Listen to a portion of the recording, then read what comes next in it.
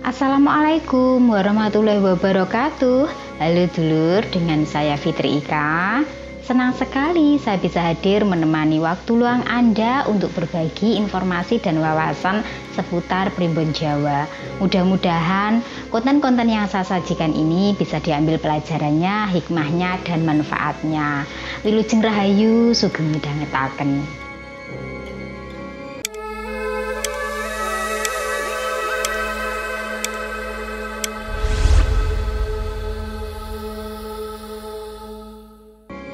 Di video kali ini saya akan membahas tentang boneka arwah ya, atau lebih dikenal dengan spirit doll.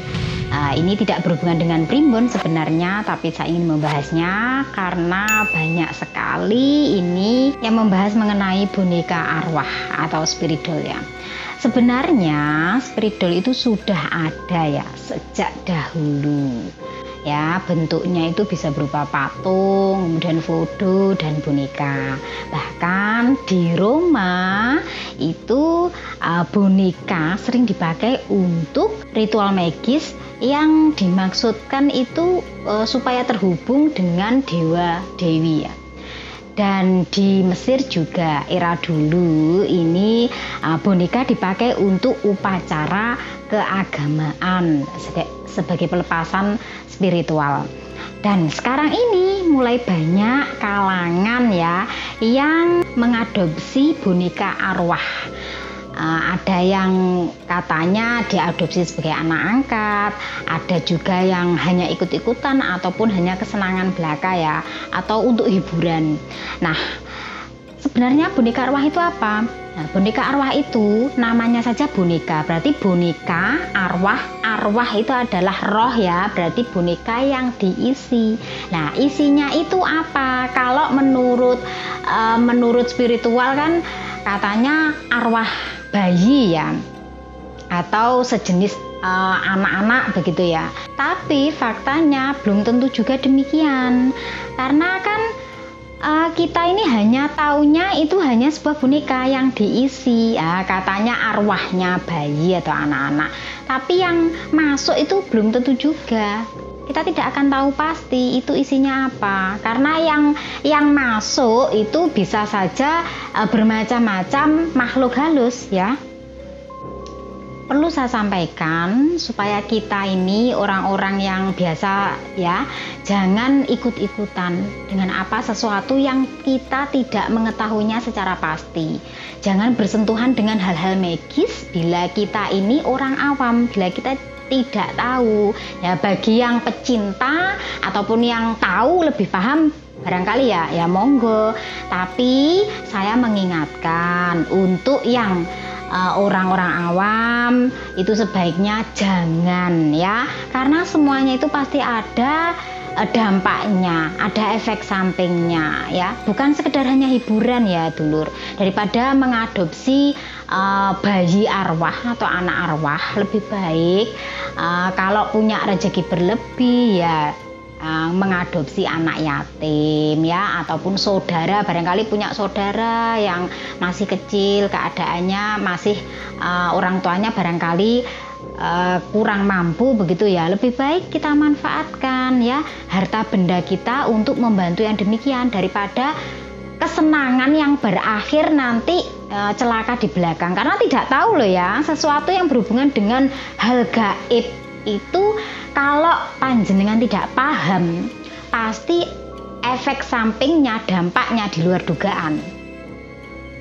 Boneka arwah itu katanya kan boneka yang diisi arwah bayi. Nah, kalau menurut orang Jawa, arwah bayi itu sejenis bayi keragan ya. Artinya bayi yang meninggal sejak dalam kandungan, keguguran ya, atau bayi yang lahir kemudian meninggal. Jadi bayi keragan ya, ini kalau nggak dirumat, maksudnya kalau nggak dikubur layaknya makhluk yang lainnya, maksudnya seperti manusia yang lainnya ya, harus dirawat juga seperti orang dewasa kan, kalau meninggal ya.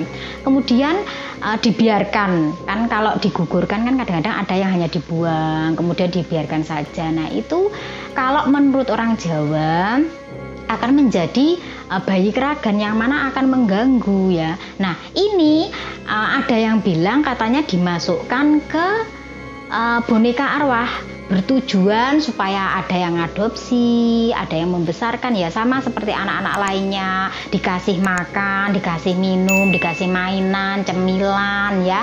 Dan bahkan ketika besar itu katanya kalau waktunya hitanan ya, itu juga minta dihitankan. Kalau mau menikah itu ya katanya juga dibikinkan kembar mayang. Seperti itu yang saya dengar berdasarkan cerita orang Jawa, termasuk mbah saya sendiri kalau menceritakan seperti itu. Orang yang ketempelan bayi keragan ini ya itu sulit ya dilepaskan, nggak seperti diganggu makhluk lainnya, itu malah dia itu lebih mencengkram, dalam arti sulit dilepaskan. Nah yang ditakutkan kan seperti itu ya. Ternyata bayi boneka arwah yang dimasuki bayi arwah ya bayi keragan itu, yang ditakutkan yang seperti itu.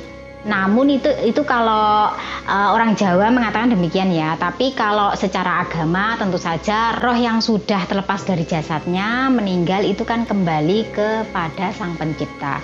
Jadi kemungkinan yang menyerupai si bayi tersebut atau anak tersebut bisa jadi itu adalah korinnya. Karena jin itu juga kebiasaan yang diikuti ya, kebiasaan manusia seperti apa hari-harinya itu juga diikuti ya. Kemungkinan sifat-sifatnya anak-anak seperti apa ya, dia seperti itu. Makanya yang mengadopsi seolah-olah ini adalah rohnya bayi, padahal belum tentu juga, bisa jadi itu adalah makhluk lain yaitu jin.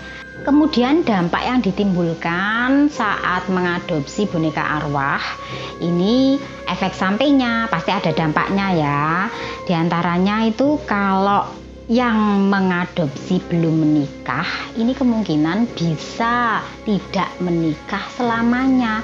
Kenapa? Ada dua kemungkinan. Yang pertama, tidak menikah itu karena dia sudah asik dengan dunianya, sudah nyaman dengan boneka yang dia ajak ngomong setiap hari, ngobrol setiap hari, kasih sayangnya sudah tercurah sepenuhnya kepada si boneka arwah.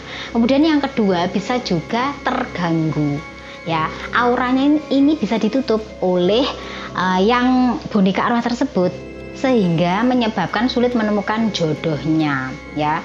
Karena si arwah boneka arwah tadi juga tidak mau terbagi kasih sayangnya, dia sudah merasa ini milikku, cukup menyayangi aku saja, jangan yang lainnya. Jadi ketika menjalin hubungan dengan siapapun seperti kayak diganggu. Itu yang pertama. Yang kedua, bagi yang mohon maaf sulit mendapatkan keturunan, itu juga bisa terganggu ya, karena si boneka arwah juga tidak rela. Nanti kalau yang punya anak, kalau punya sendiri kan akhirnya dia terabaikan, akhirnya dia juga mengganggu ya. Yang ditakutkan adalah, yang diganggu adalah rahimnya. Walaupun ya anak itu adalah anugerah langsung dari Tuhan, pemberian Tuhan langsung, tapi faktor-faktor lain ya yang mengganggu itu juga banyak. Yang mana mohon maaf ini saya cerita sedikit karena saya ada dulu tetangga saya ya, setiap hamil itu selalu keguguran, setiap hamil itu keguguran, dan itu berlangsung berkali-kali ya dulur. Nah ya secara tidak kasat mata, kalau secara kedokteran ya memang kandungannya lemah, tapi kan kita tidak tahu ya secara tidak kasat mata apa yang menyebabkan seperti itu, karena pihak laki-lakinya juga menyukai hal-hal yang mistis. Yang ketiga, jika dibiarkan secara terus-menerus akan berdampak pada kondisi kesehatan mental ya. Jika tidak segera dihentikan ini ya, ini akan berisiko pada keadaan psikopatologinya, yaitu ketidakstabilan fungsi kejiwaan yang meliputi indera, kognisi, dan emosi. Nah itu dulur bahayanya ya, atau dampak dari mengadopsi boneka arwah. Ini mohon maaf sekali saya, karena kalau tidak saya sampaikan ini juga bisa meresahkan ya, kasihan generasi kita nanti kalau apa-apa serba ikutan ya, yang diikuti ini tidak tahu jeluntrungannya, itu akan juga mengganggu keimanan kita. Kurang lebihnya demikian nggih dulur yang bisa saya sampaikan. Saya mohon maaf apabila penjelasan saya ini mungkin ada yang kurang atau mungkin ada yang sedikit menyinggung, tapi bukan bermaksud sebenarnya bukan bermaksud menyinggung, tapi saya ingin meluruskan saja dalam arti supaya tidak salah jalan seperti itu ya. Mari kita hidup yang normal-normal saja. Ini sudah 2022, kita berpikir maju ke depan, kita persiapkan diri ya.